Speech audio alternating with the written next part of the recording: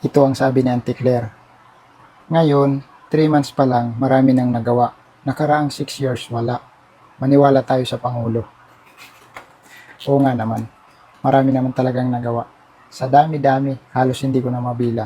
Anong klaseng nagawa, Auntie Claire? Diba? Sige nga, ano ba dyan?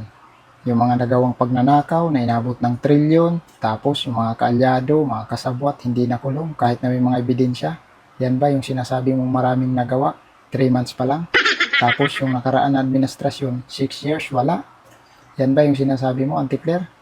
Oh, sa bagay, sanay na kami sa'yo. Kasi alam mo kung bakit nabubuhay ka sa kasinungalingan.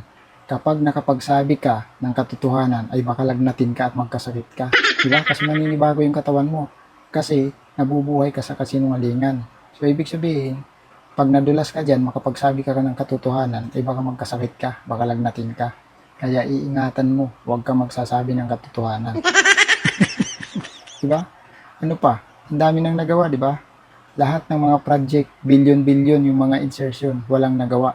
Yan ba yung sinasabi mo? 3 months pa lang, ang daming nagawa. Ang daming huldapan, ang daming patayan, diba?